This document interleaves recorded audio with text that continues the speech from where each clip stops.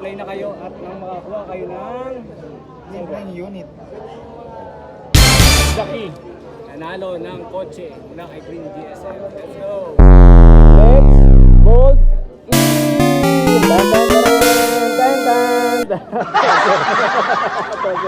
Alright guys, so ito na yung unit no, nagagamitin ni Motolex.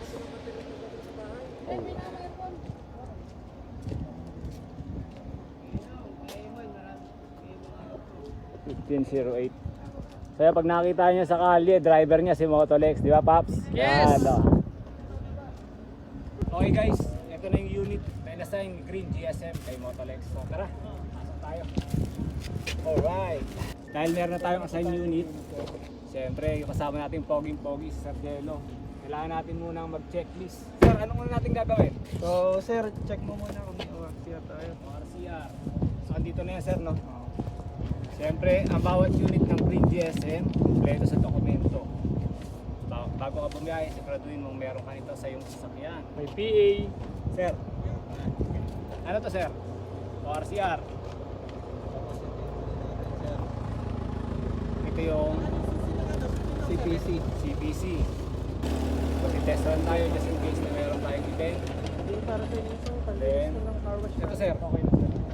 CPC pa rin. Ito yung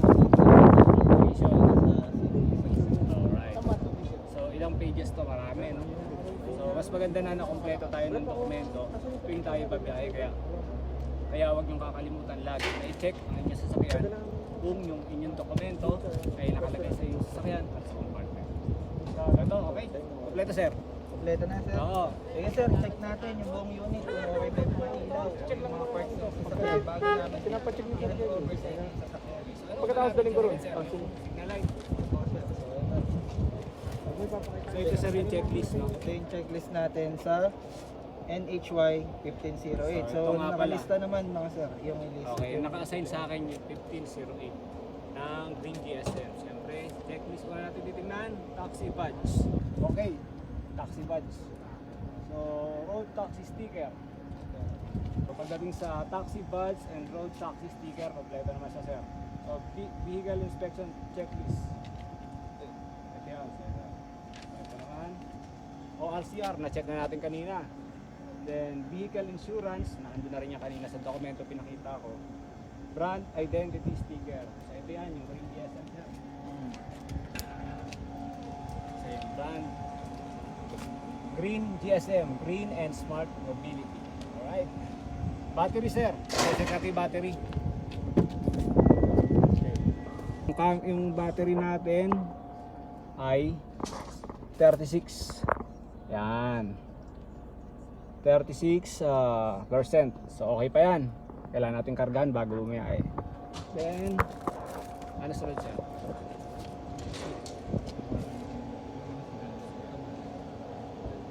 Okay. Okay. Siyempre check natin yung headlight. Turn signal.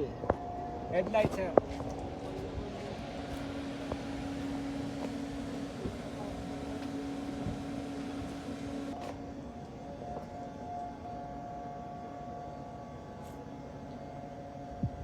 Okay. Interior rear view mirror. Kita nyo no, napaka-solid ng ating sasakyan for security purposes. Merong sa likod, sa harap at syempre sa loob ng sasakyan. Okay, check natin yung mga bintana, automatic syempre.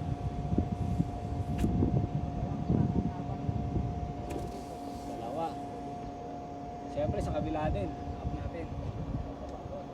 Okay. High-tech ng ating sasakyan. Right front door window. Ayan. Right side window. Okay na. So ito na yung mga features na dapat nating i-check para sa ating safety na rin. Safety standard ng ating gagamiting electric car mula sa Green GSM. So dito tingnan natin yung panel. Right. Ito na pala yung mga features niya pagdating naman sa loob ng sasakyan. Metro, pag tayo kukuha ng pasahero sa para magwe-wave, yan, start trip lang yan. So flat rate natin 50 pesos. Meron tayong siyempre napaka advanced feature nito. Yung makikita mo yung iyong sasakyan, harap, likod at ibabaw. So makita Sir Jello andun, no? So andar tayo ha, check natin. Siyempre bago yan, shoutout muna sa aking kasama. Boss, pakilala boss! Ito pala si Ryan. Ayan natin ng videographer Yes. na napakalaki ng TF. Siyempre, pagbabiyahe ka, seatbelt. Natin. So makikita nyo sa ating monitor, no, may option tayo na makita dito na music. Pag gusto natin. Yan. Pero ngayon, papakita ko sa inyo isa sa mga advanced feature ni Green GSM fully electric taxi.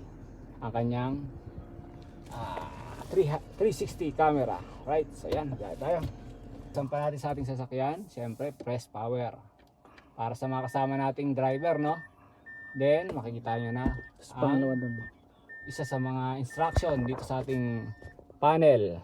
Gagawin daw natin next dahil nag-open na to, isa pang press, magko-color green. Saan tayo yung bilog sa kitna. Yan. Yun, so dapat yung ikot nun, Tapos press ka na ng preno. press brake, then press ulit to. Oh, Dapat meron ito magkulay White. white or blue, basta white, no? Ah.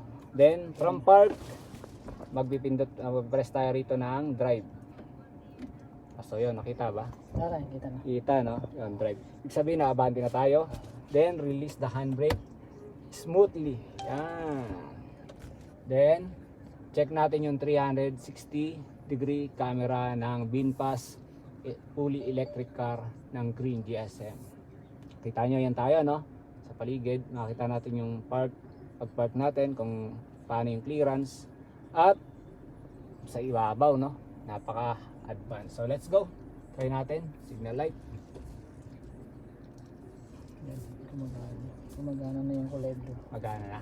Yung kulebro paliko. Yan, Oo. So yun yung blue na yan yung tama ay yung ano, no? Yung sa gulong, no? Tapos re-reverse tayo. Ang gagawin natin, ikot lang doon. Makikita nyo, letter R, reverse. Okay. So napakasimpleng gamitin. Brake and acceleration lang. And turn to drive. So makikita natin ang ating kotse habang bumabiyahe, harap, likod at sa ibabaw. So di ba? Okay. Ikot-ikot tayo dito. So tinitest lang natin, pinapakita ko lang sa inyo yung features niya ng 360 degrees.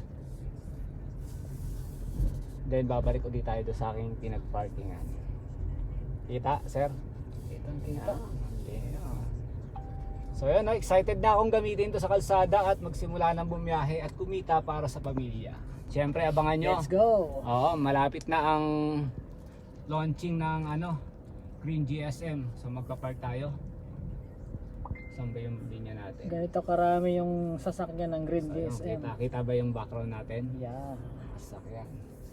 So dito tayo galing, di ba? Ayan. So kita nyo naman, magpa-park tayo. Actually, di pa ako sanay sa camera ng pag-atras, pero oo. Dito ba tayo galing? Doon sa kabila yata, sir. Saan? Doon sa kabila. Pwede na yun siguro dyan. Ay, hindi, dapat doon tayo Pwede ba? galing.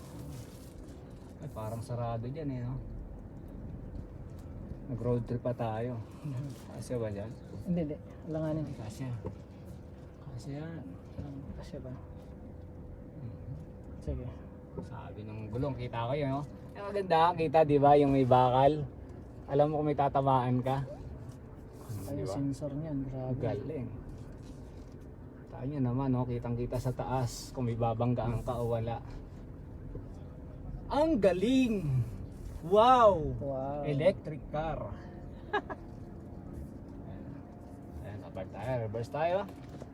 So, lagi nyo tatandaan, no, pag magsiship kayo sa reverse, neutral, and drive, dapat nakaapa kayo sa brake. Para kumapit. Oh, iba kasi pipihit na, wala pang, hindi pa nakaapak sa brake. So, yun. Babase ako ngayon sa layo, no? Dito sa, wala dito sa kabila Layo, side. oh. Kitang-kita oh. Kitang-kita din. Kitang-kita pag bumagsak. Ganda, doon, oh. Sarap magka-park. Walang ka-problema. Tapos yung taba ng gulong. O, di ba? Hindi pa nga, oh. Konti pa, oh. Dito ko titingnan, guys, ha. Hindi ako tumitingin sa side mirror. Pero dapat, alerto ka rin. Titingnan mo rin. Okay na. Isa pa nga pala, mga idol. So, ano muna tayo. Ito pala. Dahil stop ka na, press mo lang to. Ibig sabihin, park ka. Ilaw siya, di ba? Then, pull the handbrake smoothly, sabi ni Mr. Han. Para walang ingay. Then, ano pa? Features natin. Mayroon sa GPS. Ha? So, may GPS siya, no? Hindi tayo makakatakas kay, ano. So, yun guys, no? Abangan nyo. Soon, anytime, makikita nyo na to sa kalsada. Marami ng buwabiyahe. Abangan yung grand launch. Oo. Malapit na yung grand launching nito. Then, hopefully, maisakay ko kayo. Yes. And syempre soon yung app lalabas para pwede kayong mag-book. And of course, pag nakita nyo to sa kalsada, pwede nyo ring parahin. Pero bago yan, wait a minute. Charan! Oh, guys ha, saan nyo naman, naka-uniform pa. Syempre, anytime soon, makikita nyo ng babiyahe ang Green GSM, mga drivers and taxi around Metro Manila.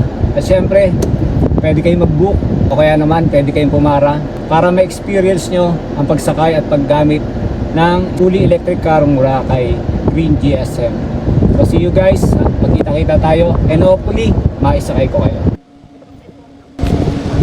Alright guys, sa mga interesado na maging driver ng Green GSM, ano pang hinihintay nyo? Apply na, kita-kita tayo dito sa depot para makabiyahe at kumita para sa akin. Let's go guys! Let's go!